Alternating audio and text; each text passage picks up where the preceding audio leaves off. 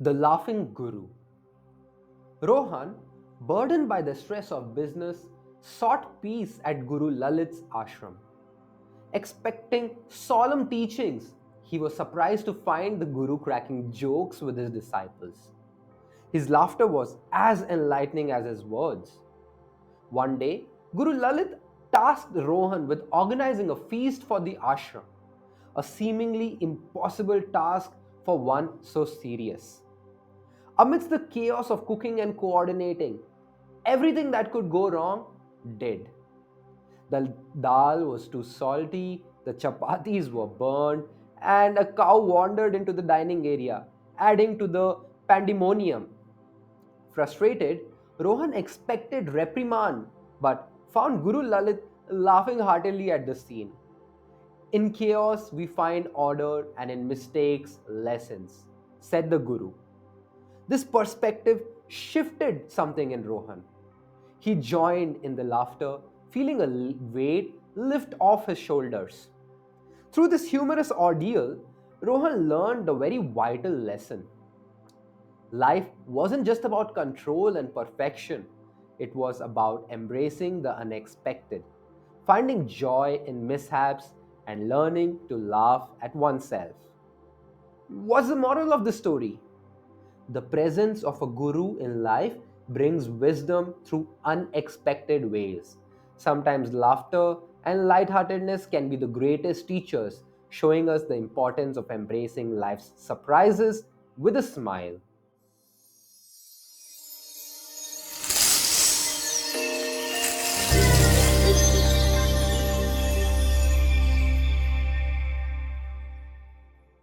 Welcome back.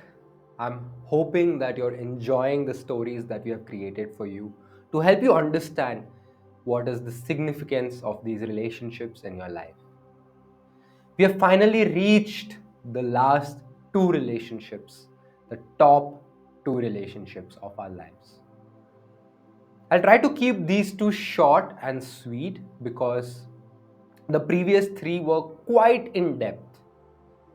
Now let's look at the relationship of the guru and the disciple.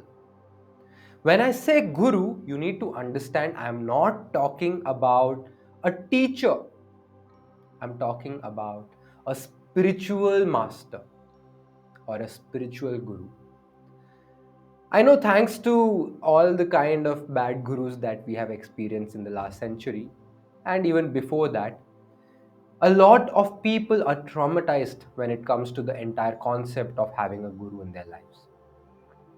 But you need to understand that we have had a lot of amazing, beautiful gurus in our lives in the past, in the history. Even today, there are some really amazing people. But what you need to understand here is, what do you want to acquire in yourself?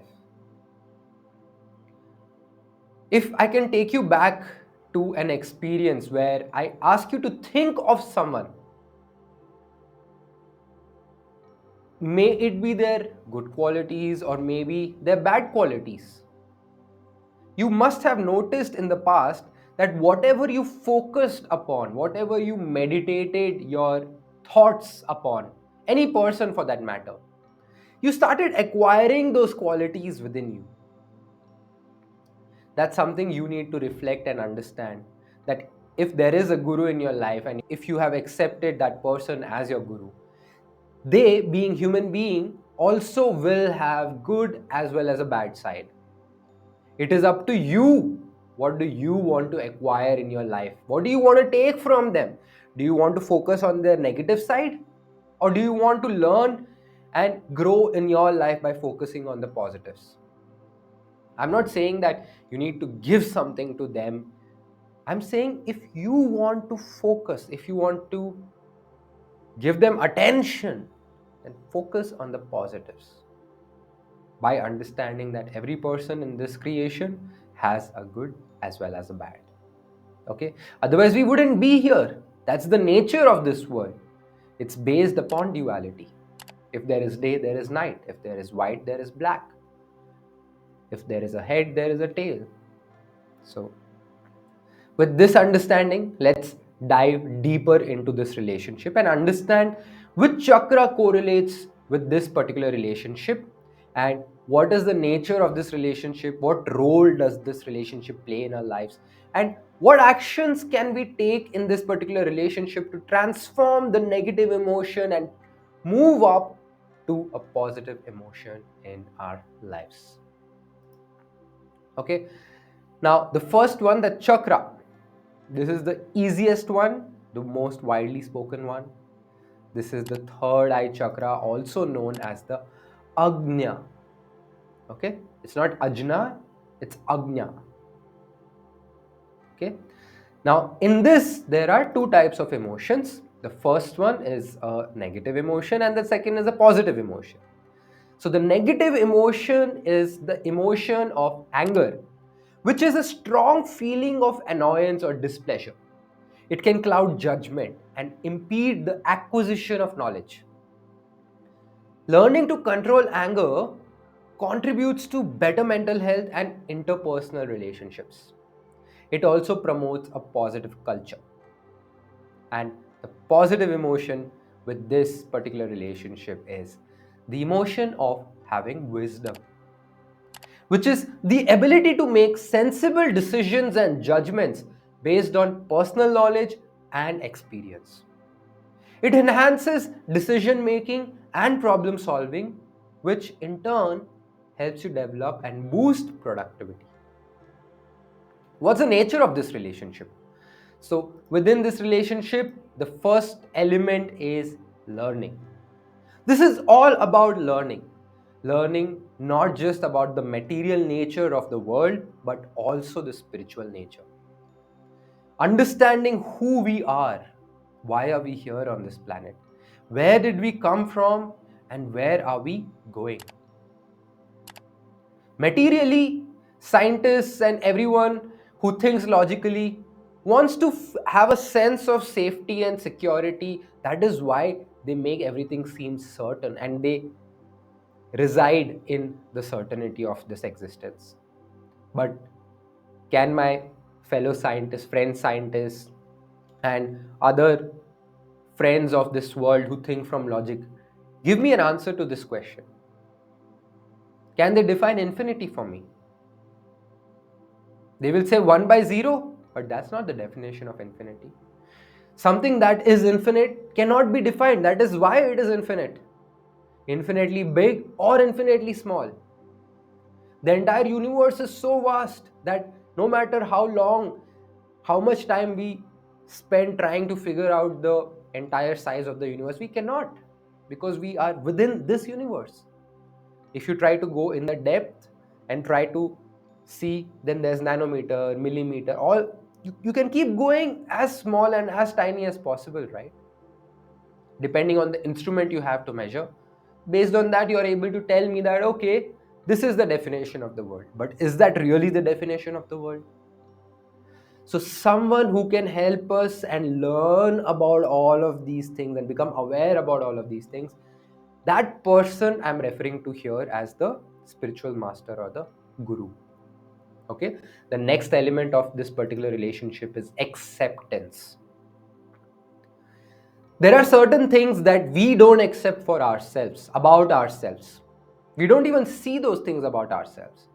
Even our lover partner is not able to see them. Even our parents are not able to see them. Even friends, even serving, leading. We are not able to express ourselves fully. We are not able to accept ourselves fully. But the guru is a guru because the guru sees beyond our vision. The guru is empowered directly by the divine. And through that divine empowerment, through that divine vision, the guru helps us gain acceptance towards those parts that we have been neglecting or ignoring. And finally, experience. A guru is someone who brings the knowledge, the wisdom through experience and not just a piece of information. This experience does not necessarily mean that if a guru is telling you about how to overcome a heart attack, the guru also has to overcome a heart attack for themselves. It means they understand what a heart attack is and maybe they have helped others overcome the heart attack. This is what I mean by when I say experience. Maybe first-hand experience, maybe second-hand experience, but they have an element of experience and they impart and inculcate that experience onto us. Okay, now let's look at the role a guru plays in our life. So the first role is the guru helps us to grow spiritually. There is a spirit within us which when leaves the body, we are dead. We don't have life within us anymore. It's like the electricity that powers up your phone. A phone, by charging, can come back to life, but we cannot come back to life. So that spirit needs to grow. You need to become aware and you need to understand who you are as a spirit, as a soul. That growth, the responsibility is of a guru. The next one is intuition and perception. The more we become connected to the guru, the more we go spiritually. The more we grow spiritually, we understand that faith transcends logic and certainty and boundaries and definitions. And as a result, when we invite the divine in our life, the divine starts showing us the way, the path, the purpose. The divine gives us clarity and alignment in our lives.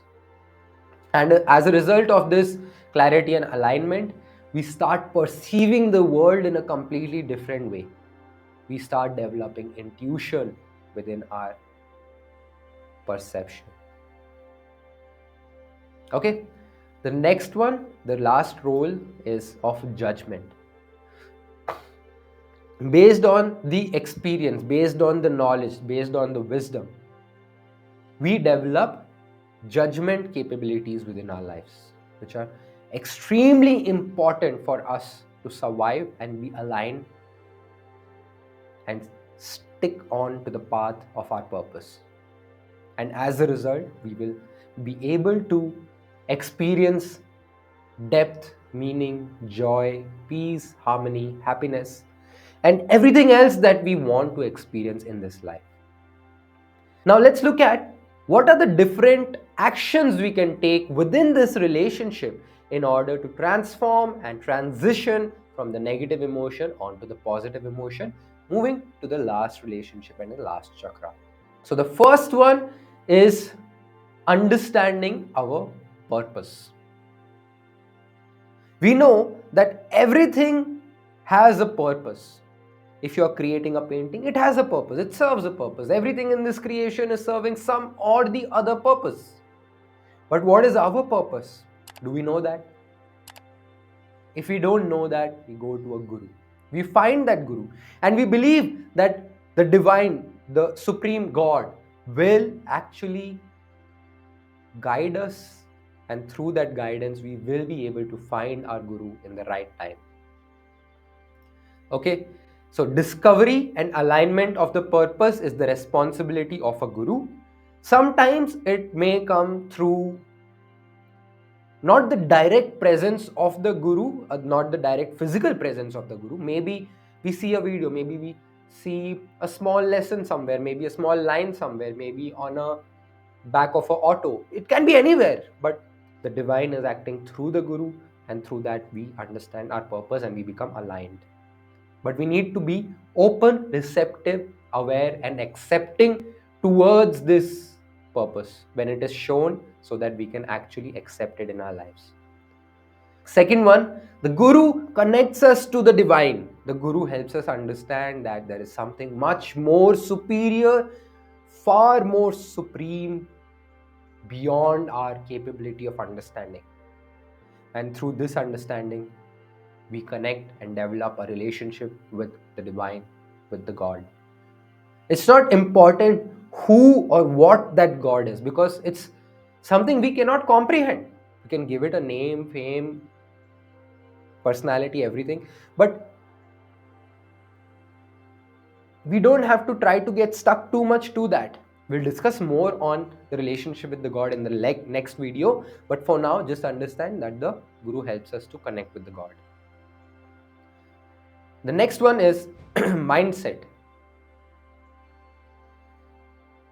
If we don't have a positive mindset, a growth mindset, an abundant mindset, then we are not going to be able to experience life to the fullest. We'll be stuck. We'll be operating from a point where we are driven by some kind of a negative emotion in our life, which we are stuck, we are not able to overcome. And that emotion is trying to tell us that give me that attention, give me that awareness so that I can go and you can experience the next bigger, better emotion, the more important emotions. But if we don't have a guru in our life, we will be stuck in all areas of our lives, possibly. We'll not be able to grow in our life. We'll not be able to achieve the abundance that we are seeking. Then we need to also develop discipline. What is discipline? It comes from being a disciple. The guru might tell us certain actions that are very difficult for us to take at that point of time, and we are like running away from that action. We don't want to take that action. But if we surrender on to the guru, then it becomes easy for us to take those actions and be disciplined. You can begin by volunteering, where there is no force. Nobody's forcing you to take that action. So you can start with volunteering, and you know that you are accountable to your own self because you have set out to volunteer and there's no pressure. So with volunteering, slowly over a period of time, under the guidance of the guru, you can slowly and gradually develop more discipline in your life. Okay. And the final one is wisdom. Develop wisdom through listening and reading. In today's day and time, you can listen to podcasts, you can listen to audio lectures, you can read books written by the gurus, you can watch their videos. There are so many ways. You can be around them, you can listen to their pravachans, basically discourses. And as a result, you will be able to have more wisdom in your life and overcome the anger in your life, and as a result, walk towards the path of your divine purpose. Okay. And one very important thing, although I might seem like a guru in this context because I'm talking about all of these things, I'm trying to help you get connected to God and all the 7 relationships, but I see myself as a servant. I see that it is my purpose to serve you with the knowledge and the wisdom and the information connected to the 7 relationships. How did I get this information? How did I get this knowledge? When I used to be in the temple, I prayed to God every single day, thanks to my guru who connected me to the divine. I was there in the temple and I used to pray to God every single day, asking, why am I here? Why am I present on this planet? What is my purpose to be here, living on this planet? And I was so lucky and so fortunate that one day I heard God's own voice. And that is the day I decided that I'm not going to keep it with myself, I'm going to share it with the world. And if people don't want to hear me or listen to me, if I'm wearing the robes of a monk, the clothes of a monk, it's okay. I will wear a nice coat, a nice suit. I'll maybe even go in a big fancy car. Although I understand that the purpose of a car is just to take you from point A to point B and it doesn't matter. But that is when I realized that if I'm walking barefoot, maybe people don't listen to me. But if I come out of a Ferrari, people want to know how I got that Ferrari. And that is when I will tell them that you need to follow the path of the 7 relationships and you need to improve in each relationship so that you can also grow. And on that journey, you will realize that the Ferrari does not matter. It's a toy. It's just material element that will be left behind in the material world when you will leave this material body. So if you're finding these videos, these courses helpful in any way, and if you think that you can also help me fulfill my purpose and be one of the driving forces in my life, then please invite other people to join this course by leaving a review on Trustpilot or Google Reviews. I've left a link below in the description. Okay. please go on these platforms and invite other people. You don't necessarily have to just leave a review. If you're part of other communities, if you have friends, you can let them know the importance of these relationships. And as a result, we will be able to make that difference in this world and all other worlds. You'll be able to identify your purpose through these relationships. While fulfilling these relationships, while taking part in these relationships, you will realize what your purpose is. And I guarantee you that. And if you have reached so far, then I would like to thank you with a very, very gratitude filled heart. Because without you, I wouldn't be able to fulfill my purpose. So, again, thank you so much. And I love you so much for doing this work with me and allowing me to be the tool in the hand of the divine. I'll see you in the next video where we will explore the relationship with God and we'll try to connect all of these 7 relationships together, through which we will be able to get more clarity and we will get alignment. We'll come closer to our purpose in our lives. Thank you once again, and I'll see you in the next one.